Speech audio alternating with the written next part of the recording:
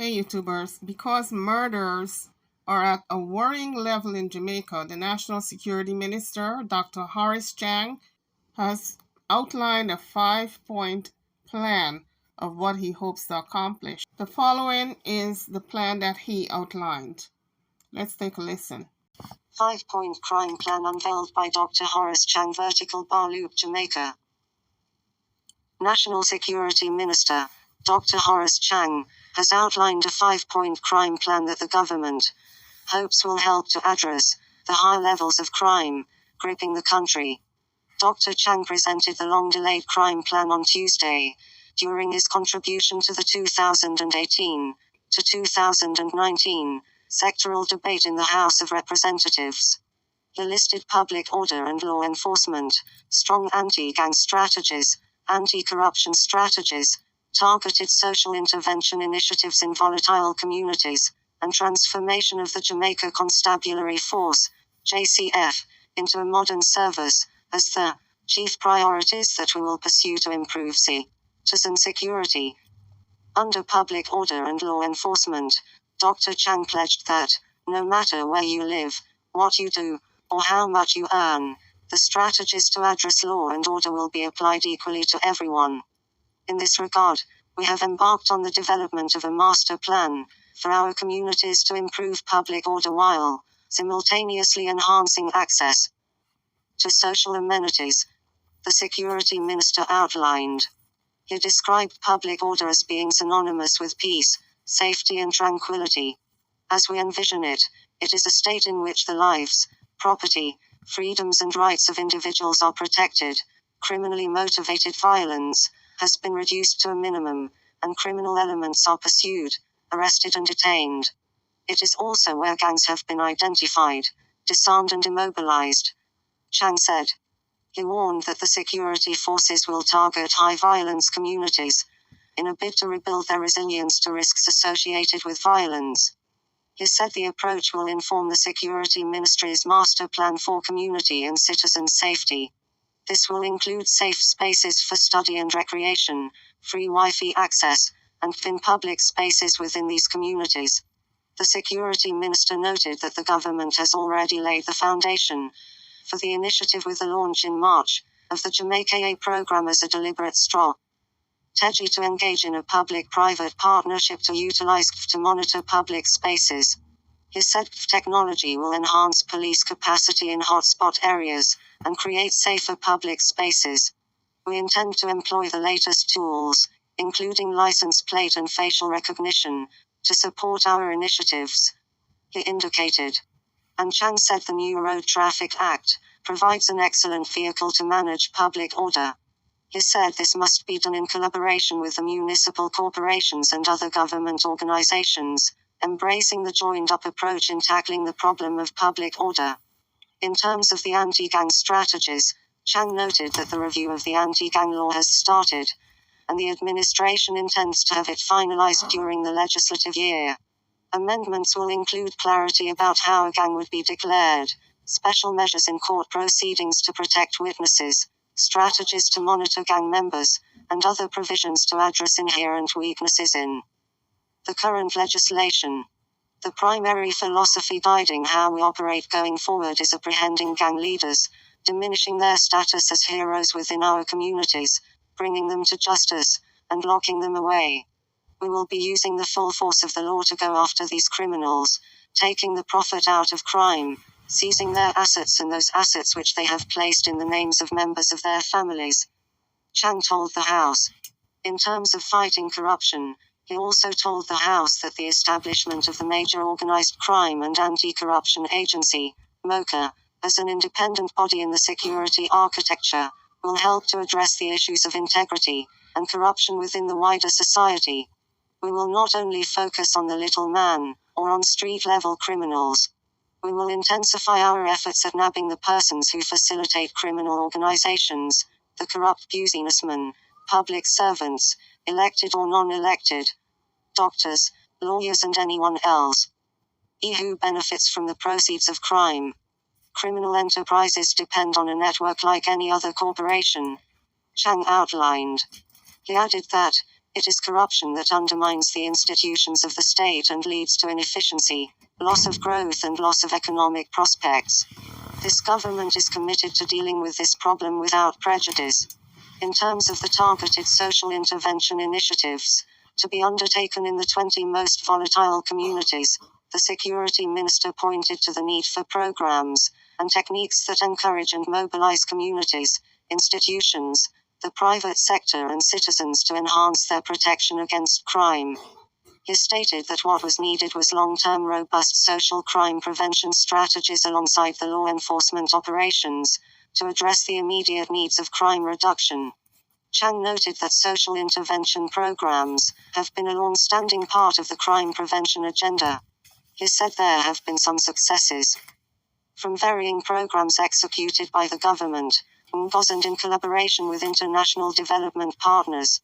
The weaknesses, however, have been due to inefficient bureaucracy, minimal integration, and a lack of sustainability. He said, "In moving forward, Mr. Speaker, what will change is the character of the execution of these initiatives. In this regard, the Office of the Prime Minister shall assume a greater coordination role through the Heart and Hope programs executed on a national basis," he indicated. And on the fifth point in the crime plan, the transformation of the police force, the Security Minister said this must be done post-haste, as there has been a loss of confidence in the Jamaica Constabulary Force, JCF, for several reasons. He promised that during this financial year, there will be a holistic approach to police transformation, moving from a force to an effective, efficient police service. We will be moving with deliberate effort to advance the reform the JCF. This will not be a non-starter. Reform will not only entail technological improvements or a simple name change, but establishing a robust accountability framework, enhanced capacity building, culture change, and improvements in the standards of service delivery. We are far advanced, Mr. Speaker, with drafting of the legislation to govern the new police service, as well as an effective oversight mechanism for policing functions. The legislation is scheduled for tabling in Parliament this legislative year, Chang said. He said the new law will be underpinned by the constitutional protection now afforded to the Police Service Commission, and as such, expects broad bipartisan support for an initiative that he described as a national imperative. Okay, YouTubers, that was the outline of the speech made by Minister Chang for combating the crime rate in Jamaica. He said that he is looking to add about 1,200 new police personnel to the JCF, the Jamaica Constabulary Force, to fight the criminal elements across the country. The minister said we are making a commitment to train more police with the intention to train 1,500 a year, and we have acquired the requisite properties, he said. He went on to say we couldn't do that in 2020 due to COVID, but we are now poised and we actually expanded our facility. We did train 1,250 officers in 2021, and 2022 we will train 1,500 and move the force up by another 1,100 or 1,200 recruits until we get at least 14,000. That is considered the established figure, says the minister. He is committed to ensuring that police recruits will be engaged to do specific training in various areas, such as special operations, technology, investigations, etc. Using Westmoreland as an example, Chang said the states of emergency, the SEOs, have a dramatic impact in the parish, but we recognize that the parish needs other crime fighting tools. In terms of another now established tool, Chang said the ZOSO, the Zone of Special Operations, was only created for a limited geographic area.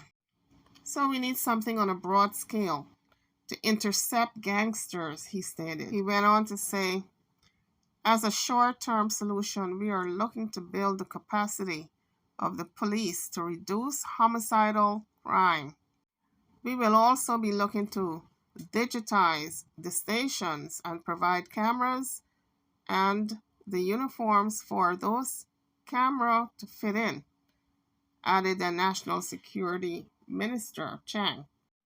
Custis of Westmoreland, Canon Hartley, parent says residents of the parish are extremely terrified by the rampant crime and violence, including murders. He was addressing a meeting between Deputy Prime Minister and Minister of National Security Dr. Horace Chang and members of the Westmoreland business community of Manning School in the parish capital on Thursday. He further stated, we are here, Mr. Minister, and we afraid like hell. We are afraid. When I leave here and go where I live, I will have to look over my shoulders because I don't know what to expect as I move through this parish of Westmoreland. People are scared. People are off the streets not because of curfew, but because they're afraid of what may befall them if they are to stay in the dark. But what is even more alarming and frightening is that you're not safe in the night and you're not safe in the daytime either. So, what is going to be our attitude towards this? Custis Perry asked. Custis Perry further went on to say 2 women were murdered in the parish just the day before the security minister's visit. Perrin argued that a wanton crime and violence cannot be allowed to continue. The truth is that we cannot, and I would like to repeat that we cannot continue like this. Every day that we get up and we are wondering what other news we're going to hear that will alarm us. If single murders were not enough, then we are on to double murders. Then we are on to killing women. And as a nation, we cannot continue on this path. It is against that background that we have taken time out to be here this afternoon to share with the gentleman whose portfolio it is to see towards national security and to ensure our safety as citizens of this proud nation, he stated. As had been said, the task is not easy, but it is not insurmountable. We certainly cannot lay down and die. We have tools at our disposal. We must ensure that we use those tools to reduce the number of violent crimes, especially murders in our country. He appealed to the security minister for more CCTV cameras to be mounted in the parish to capture those who flaunt the law. So, YouTubers, this appeared to be a town hall meeting on Thursday at Savannah Lamar in Westmoreland, hosted by Dr. Chang. And it was to address the crime that is going on in the country. And it was hosted by Dr. Chang, and prominent people in the community voiced their opinions on what's going on with the crime rate. So, speaking at a meeting hosted by Dr. Chang at Manning School in Savannah Lamar, Westmoreland, with members of the Westmoreland business community on Thursday, the security minister said for over a decade, some $380 billion had been spent on social intervention nationally with not much to show for it. He further went on to say there's a tradition in Jamaica of building huge organizations and giving them a lot of money for social intervention. It doesn't work. I'm not saying if it works or it can work. It doesn't work. We spent $380 billion in 10 years. We didn't spend that on policy. In fact, if I spent half of that on policying, I would have solved the problem, quite frankly, in the short term, stated Chang. $380 billion without putting in place the cost of education, which is another $800 million. That social investment, it did not work, he added. But Bishop O'Neill Russell, president of the Cook Street Citizens Association in Savannah, Lamar, was adamant that social intervention works. The clergyman is also a violence interrupter with the Peace Management Initiative, the PMI. He further stated, I totally disagree with the Minister of Security about social intervention. I know social intervention works. People in the field, I have seen it. I know it. We have helped young people in every area. So YouTubers, Bishop Russell is of the strong belief that social programs do work and the investment was a good investment. On the other hand, Minister Chang says social interventions does not work because they have poured over $380 billion into the program for over 10 years and without results. So YouTubers, there you have it, two opposing sides.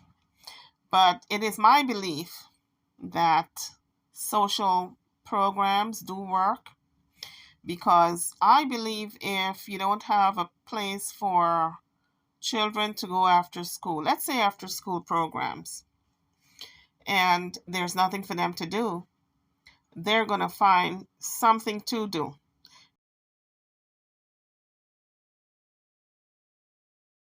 Whether good or bad.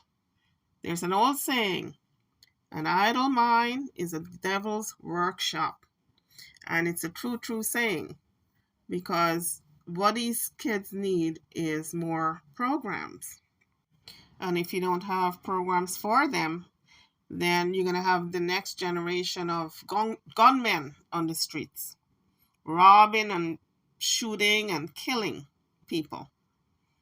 So it's best to spend the money on social programs instead of spending the money on jails and institutions. YouTubers, I'm over and out. Drop it in the comment section. Let me know what you guys think on either side. Which side are you on? Minister Chang or the clergyman? Let me know. It's a very important topic. It concerns our children, the youths, the future generation, our future. Like, share, and comment. Don't forget to subscribe to my channel and to this video by pressing that red subscribe button before leaving the YouTube page. Thank you.